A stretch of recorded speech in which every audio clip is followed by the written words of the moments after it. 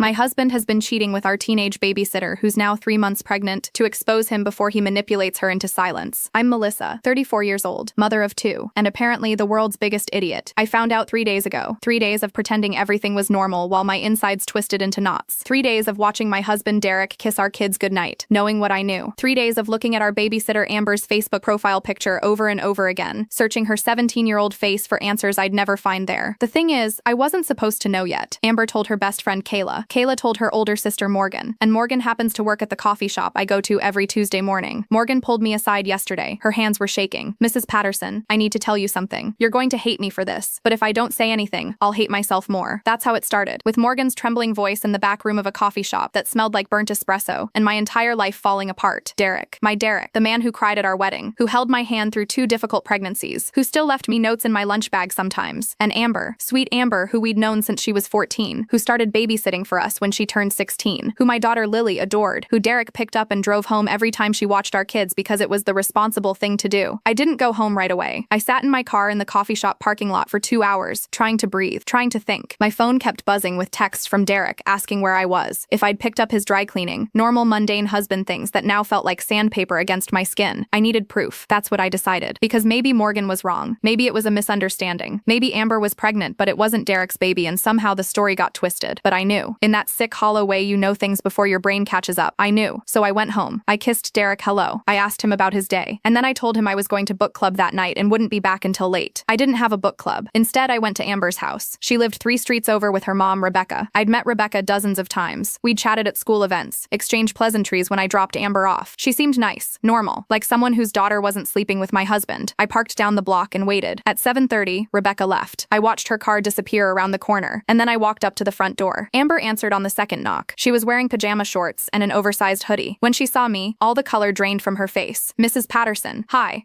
We weren't expecting. Can I come in?" My voice sounded calm, weirdly calm. She stepped back. "Let me inside." The house smelled like microwave popcorn. We stood in the hallway. Neither of us sat down. This wasn't that kind of conversation. "I know," I said. Her eyes filled with tears immediately. "Mrs. Patterson, I'm so sorry. I'm so sorry. I never meant for any of this to." "How long?" She wiped her eyes. 6 months. It started 6 months ago. 6 months. I did the math in my head. That was right after we got back from our family vacation to Maine. The trip where Derek seemed distracted, where he kept checking his phone and smiling at texts he wouldn't show me. "The baby is his?" She nodded, started crying harder. "I wanted to tell you so many times, but he said we had to be careful, that we needed to wait for the right moment, that he was going to leave you but he needed to do it the right way so he wouldn't lose the kids. The right way. As if there was a right way to blow up your family. Does your mom know?" "No. Nobody knows except Kayla and Derek. And now you." She wrapped her arms around herself. She looked so young, because she was young. 17. Still in high school. Still had pictures from prom on her Instagram. I felt sick. "What does he want you to do?" I asked. "About the baby." She hesitated. "He wants me to not have it. He said we can't have it right now because of the timing, that we need to wait until after the divorce, that we can have kids together later, when things are settled." And there it was. Derek wasn't leaving me for her. He was trying to make the problem disappear. "Amber, look at me." I waited until she met my eyes. "He's not gonna leave me. He's never planning to leave me. He's going to convince you to get rid of this baby, and then he's going to ghost you. Do you understand that?" "No." She shook her head. "No, he loves me. He tells me he loves me. We have plans. We're going to— You're 17 years old. He's 41. He has a wife and 2 kids and a mortgage and a reputation. What exactly do you think those plans look like?" She was sobbing now. Full body sobs. Part of me wanted to comfort her. She was just a kid. But the other part of me, the bigger part, wanted to shake her and scream. "I didn't do either. I'm going to ask you something," I said, "and I need you to really think about your answer." She nodded, wiping her face with her sleeve. "Do you want to keep this baby?" She stared at me.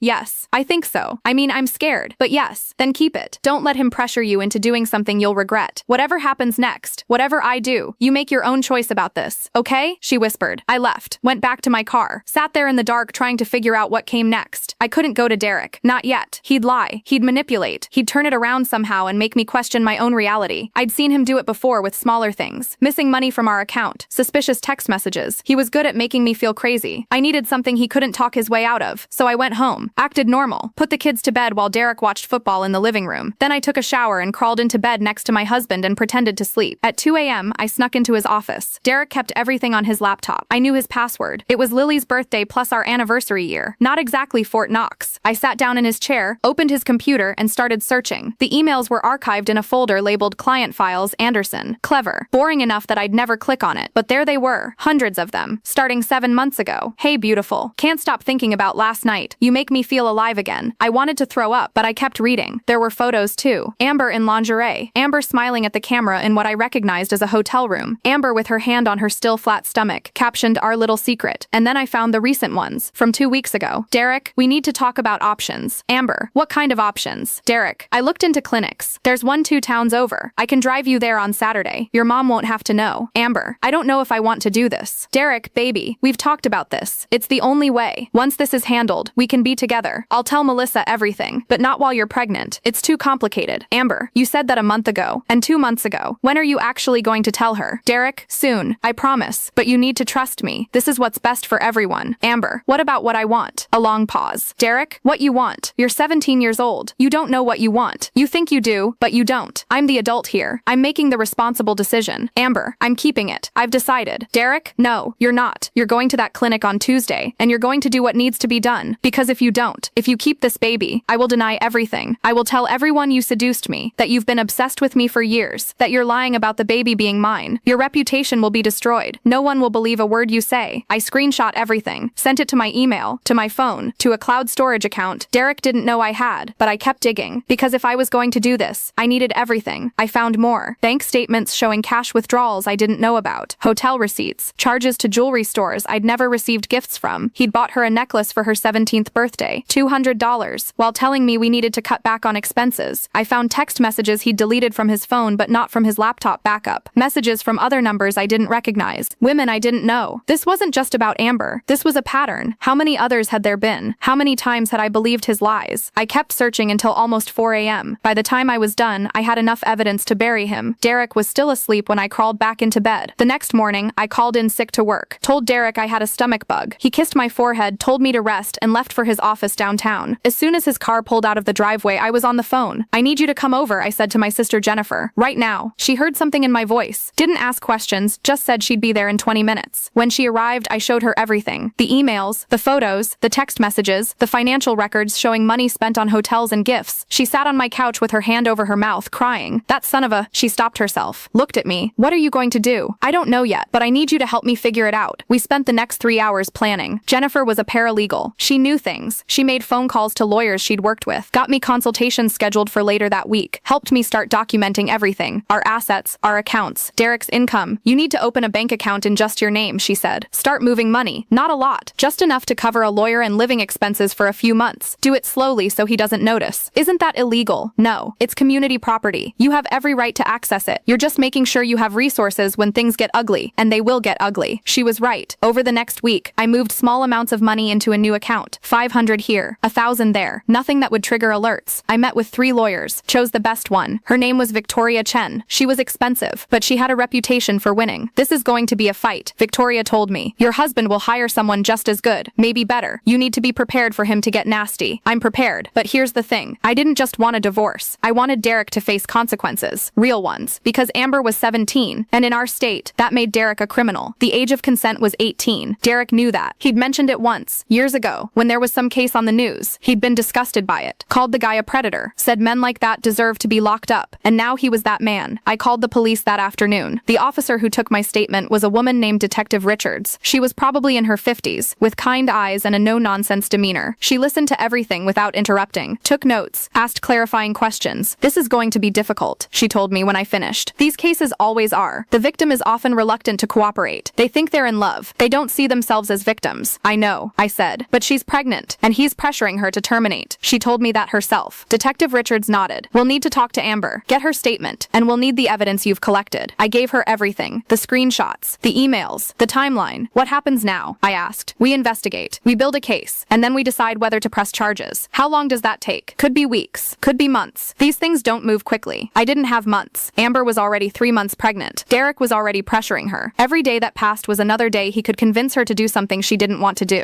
I need to speed this up, I said. Detective Richards looked at me carefully. Mrs. Patterson, I understand you're angry, but you need to let us do our job. Don't do anything that could jeopardize the investigation. I nodded, smiled, lied. Of course, I understand, but I had no intention of waiting. That night at dinner, I played the perfect wife. I asked Derek about his day, laughed at his jokes, refilled his wine glass. I was thinking, I said, cutting into my chicken, we should have Amber babysit this weekend. It's been a while. I think Lily misses her. Derek nearly choked on his water. Amber? I don't think that's a good idea. Why not?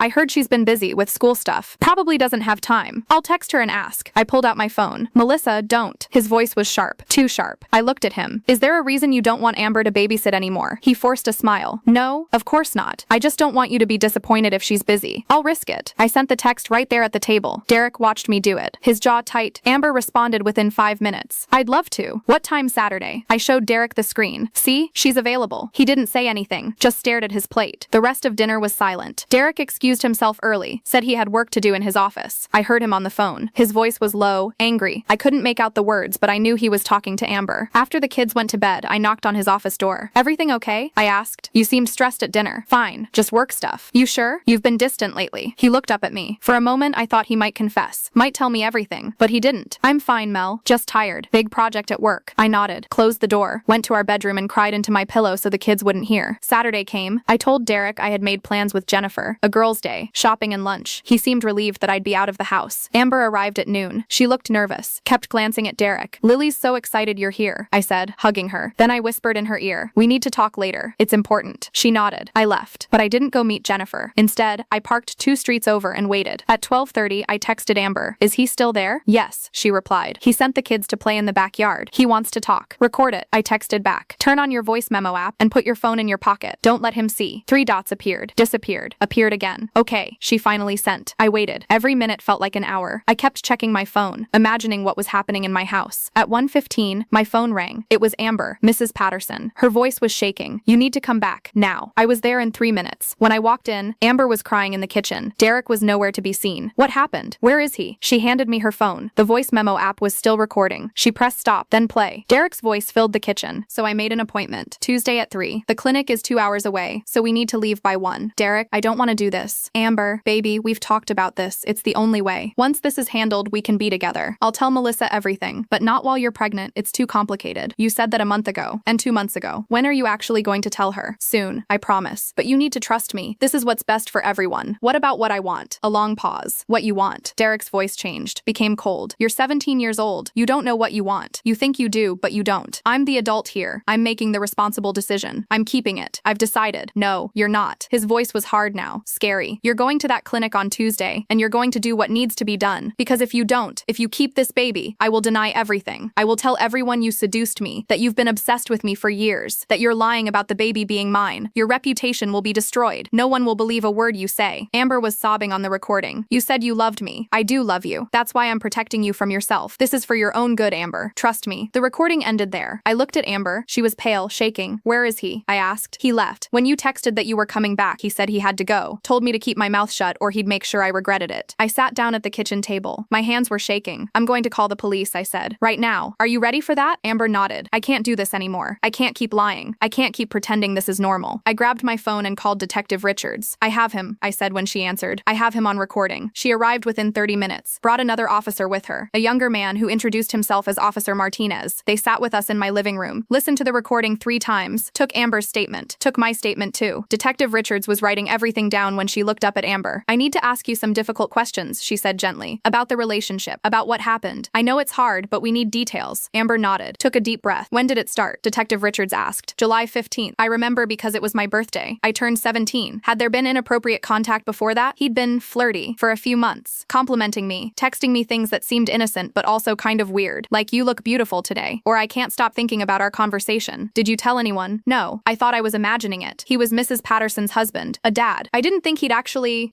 what happened on July 15th. Amber's voice got quieter. He said he needed to talk to me about something important. Asked if I could meet him. I thought it was about babysitting. But he took me to a hotel. Said he couldn't keep his feelings hidden anymore. That he'd been in love with me for months. That his marriage was over and he was just waiting for the right time to leave. What did you say? I said I didn't know. That it felt wrong. But he kept saying all these things. That I was mature for my age. That I made him feel alive. That we were meant to be together. And I wanted to believe him. He was the successful, attractive man who was paying attention to me. It made me feel special. My heart was breaking listening to her. She'd been manipulated, groomed, and she'd had no idea. Detective Richards asked more questions. How many times they'd been together, where they'd gone, whether anyone else knew. Then she turned to me. Mrs. Patterson, what made you suspect the affair? I explained about Morgan, about the emails I'd found, about the pattern of behavior I'd started noticing. When we were done, Detective Richards closed her notebook. This is coercion, she said, threatening a minor to force her to terminate a pregnancy. Combined with the statutory rape evidence you've provided, we have more than enough for an arrest warrant. How long? I asked. We can have him picked up tonight. I looked at the clock. It was almost 2:30. He'll be home around 6, I said. You can arrest him here, in front of our house, in front of the neighbors, in front of everyone who thought he was such a great guy. Detective Richards nodded. We'll be ready. After the police left, I sat with Amber for a while. What happens now? She asked. Now you go home. You tell your mom everything, and you let the police do their job? My mom is going to be so angry. She might be angry at first, but she'll come around. You're her daughter. She loves you. Amber left around 3. I was alone in the house. I called Jennifer. Can you pick up the kids from school? I asked. Take them to your place for the night? What's happening? They're arresting Derek. Tonight. I don't want the kids to see it. Jennifer was silent for a moment. Oh my God. Okay. Yeah, I'll get them. Should I tell them anything? Tell them they're having a sleepover. That's it. Melissa, are you okay? I will be. I hung up, looked around the house. This was the last day things would be normal. Well, not normal, but the same. After tonight, everything would change. I sent Lily and Marcus to Jennifer's house with their overnight bags. Told them I had a special dinner planned with their dad, and they got to have fun with their cousins. They were excited. Didn't ask questions. At 5:45, I stood in my living room and waited. At 5:58, Derek's car pulled into the driveway. At 6:03, 2 police cars arrived. I watched from the window as Derek got out of his car, confused. Watched as the officers approached him. Watched as they told him he was under arrest for statutory rape and coercion of a minor. His face went white. He looked at the house, saw me standing in the window. Our eyes met. For a moment, I saw real fear in his face. Not the calculated fear of someone caught in a lie. The genuine fear of someone realizing their world was ending. I didn't wave, didn't smile, just stared at him as they put him in handcuffs and read him his rights. The neighbors came out to watch. Mrs. Chen from next door with her mouth hanging open. The college kids who rented the house across the street filming on their phones. The Johnsons with their perfectly manicured lawn, whispering to each other. Everyone saw. Derek was shouting now, saying it was a misunderstanding, that his wife was crazy, that he hadn't done anything wrong. Melissa,